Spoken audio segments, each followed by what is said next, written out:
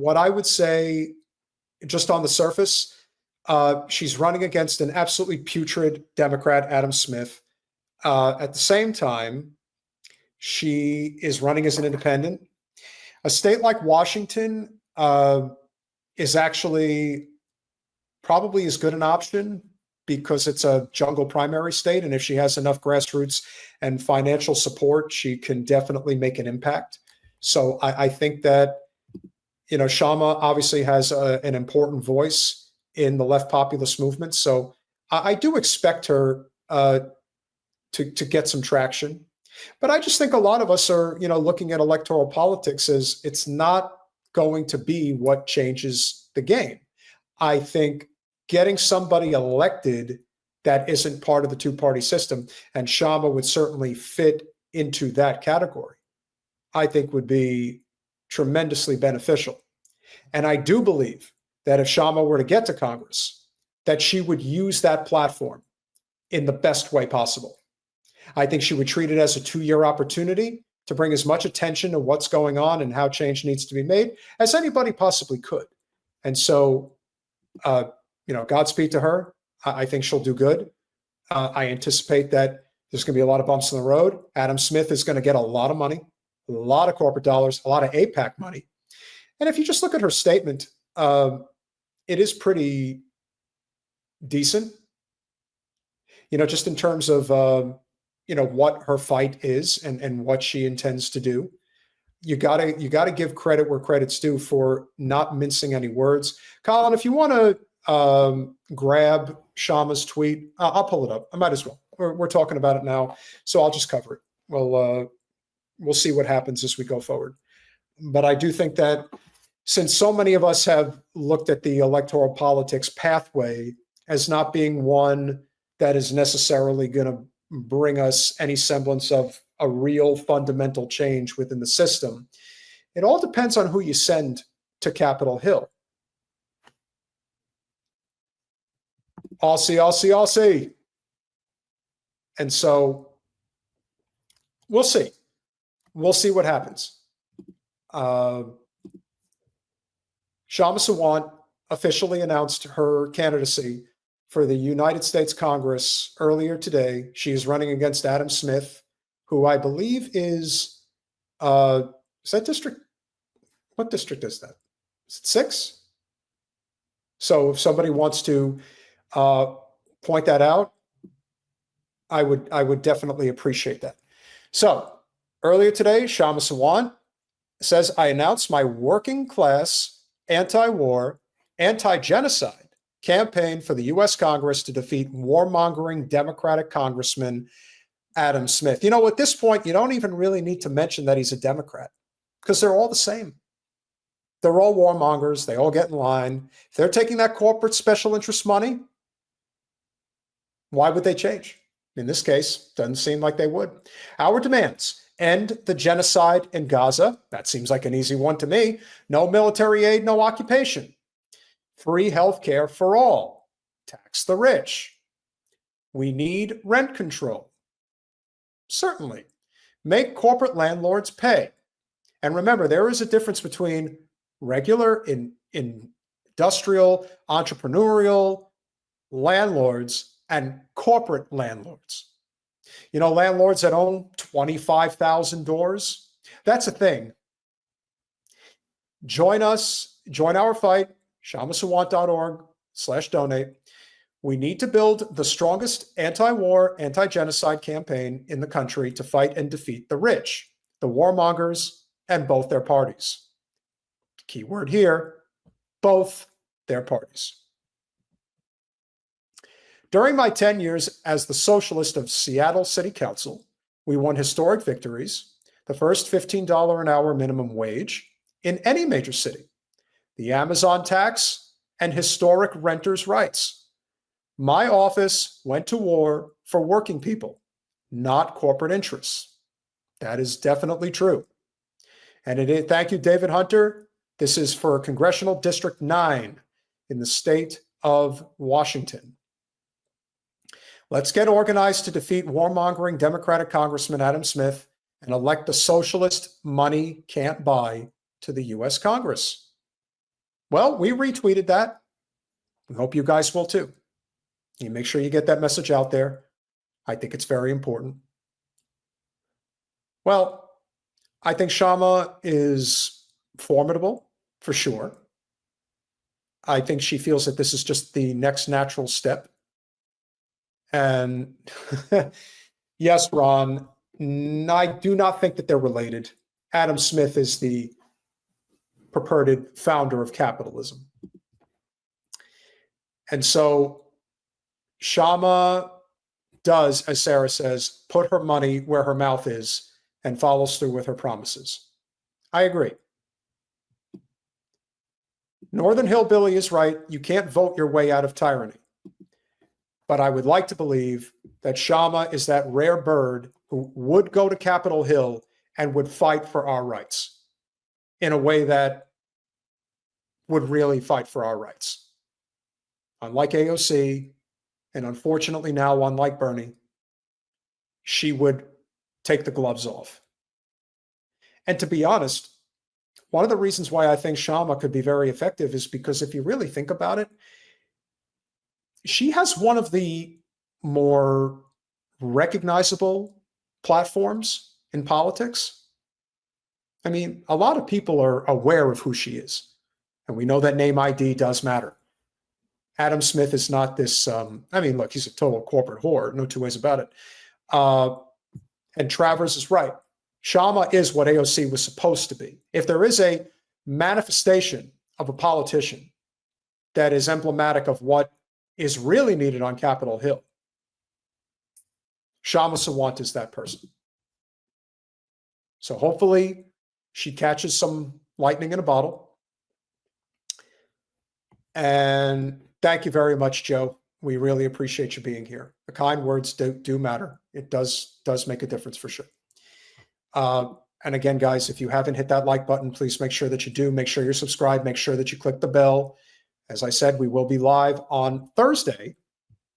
And I do want people that are here, that are new. I don't agree with you, Misnomer. I think a lot of people are waking up. I think things are changing. I do. Colin, the clip that you sent me of Joni Ernst, is that an apology? Is that what she did?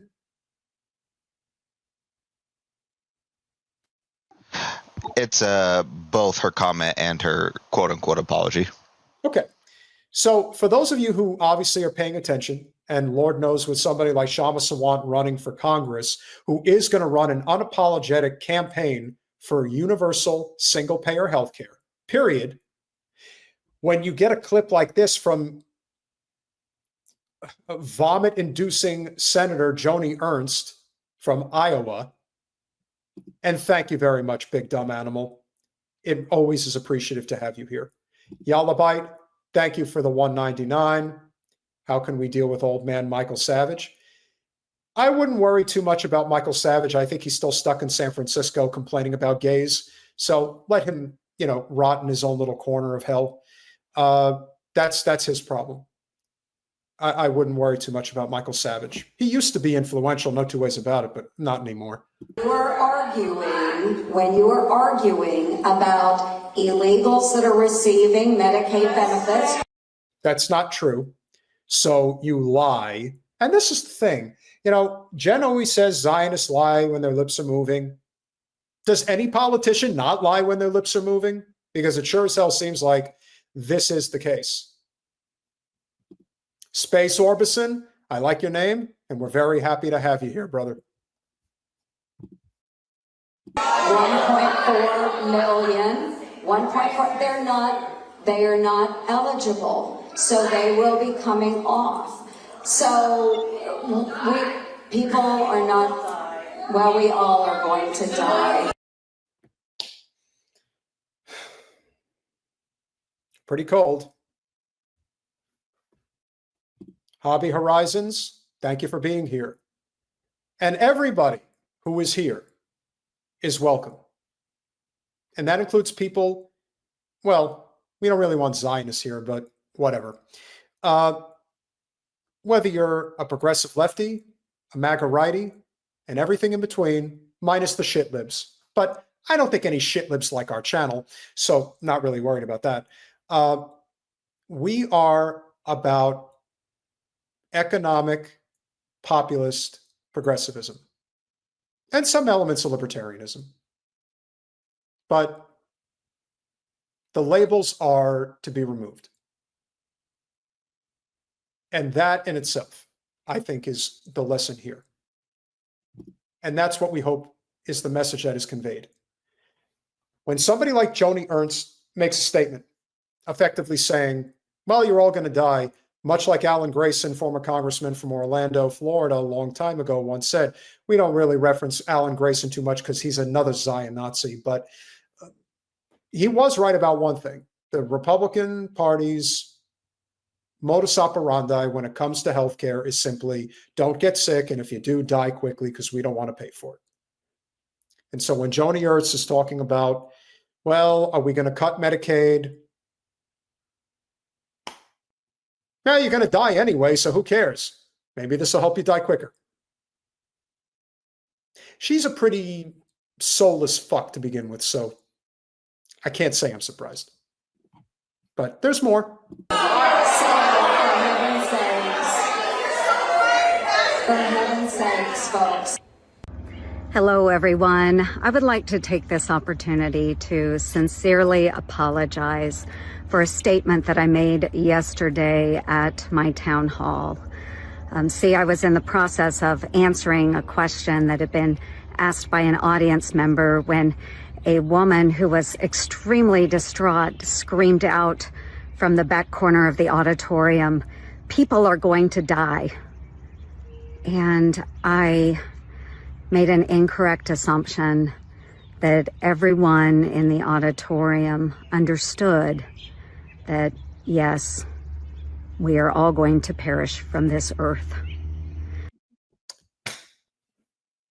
This has to be one of the most pathetic attempts at an apology I've ever seen. And that shouldn't be lost on anybody either. She's doing this from a cemetery. And let's not forget, and this is the most important thing, I don't need your apology. No one needs your apology. The only thing anyone needs is universal health care. Who gives a fuck about anything else? Everything else is a distraction. All of it. We are the only developed nation on earth that does not have health care as a right to all its people. That's it. You want to know why COVID was such a nightmare? It's because we don't have a healthcare system. We have a for-profit health system that required people to take an injection that not everybody needed to take. We had lockdowns that weren't necessary. We were not told of alternative methods to dealing with sickness, like sunshine. No, stay inside forever. Do you know why things like that were pushed? Because everything was driven based on profit and opportunity, not how can we get everybody better as quickly as possible? How do we save as many lives as possible? How do we make sure the people who needed to take the medicine, the vaccine, took it? That's not what it was about. It was about money and power. And people like Joni Ernst benefit from that. Why? Because she's funded by the very people who don't want you to have health care. And she gleefully takes that money. No hesitation. She's not the only one. This is a rainbow coalition. This is all parties, all political machinations, all of it. And they get paid very well. And in our country, which by definition would be considered oligarchy or fascism, corporations before human lives, corporations before animals' lives. If anybody has not seen They Live, I highly encourage you to see it. And even if you don't want to see the entire movie of They Live, just watch the 5-minute segment with Roddy Piper when he puts on the glasses on the streets of LA. And that'll give you a good idea of why this statement is so prophetic. Money is their God. Well, it is the God of our crumbling system. And while we are all going to die, we could all die with dignity. I think that's the missing message here.